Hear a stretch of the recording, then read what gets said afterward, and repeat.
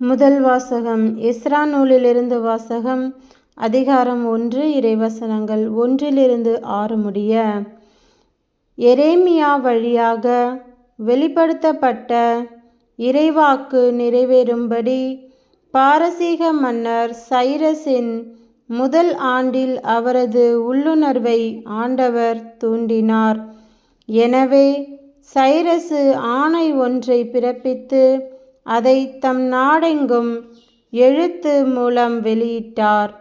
பாரசீக மன்னர் சைரசு கூறுவது: விண்ணகக் கடவுளான ஆண்டவர் மண்ணகத்திலுள்ள எல்லா அரசுகளையும் என்னிடம் ஒப்படைத்துள்ளார்.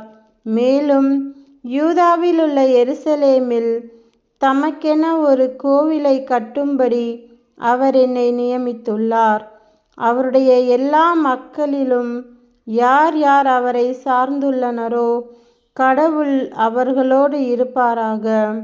அவர்கள் யூதாவிலுள்ள எருசலேமுக்கு சென்று இஸ்ரேலின் கடவுளாகிய ஆண்டவருக்கு ஒரு கோவிலை கட்டுவார்களாக. எருசலேமில் இருக்கும் அவரே கடவுள். எஞ்சியுள்ளவன் ஒவ்வொருவனும் எங்கு தங்கியிருந்தாலும் அங்கு வாழும் மக்கள் எருசலேமில் உள்ள கடவுளின் கோவிலுக்கு தன்னார்வ காணிக்கை அனுப்புவதோடு அவனுக்கும் வெள்ளி, பொன், மற்ற பொருட்கள், கால்நடைகள் ஆகியவற்றை கொடுத்து உதவுவார்களாக. அப்போது யூதா பென்யமீனுடைய குலத்தலைவர்களும் குருக்களும் லேவியரும் எருசலேமில் ஆண்டவரின் கோவிலை கட்டச் செல்லுமாறு ஆண்டவரால் தூண்டப்பட பெற்ற அனைவரும் புறப்பட்டார்கள். அவர்களை சூழ்ந்து வாழ்ந்த மக்கள் தன்னார்வ காணிக்கை அனைத்தும் கொடுத்ததுமல்லாமல் அவர்களுக்கு வெள்ளி பாத்திரங்களையும் பொன்னையும் மற்ற பொருட்களையும் கால்நடைகளையும் விலையுயர்ந்த பொருட்களையும் கொடுத்து உதவினார்கள். ஆண்டவரின் அருள்வாக்கு. இறைவா உமக்கு நன்றி. நற்செய்தி வாசகம். புனித லூக்கா எழுதிய நற்செய்தியிலிருந்து வாசகம்.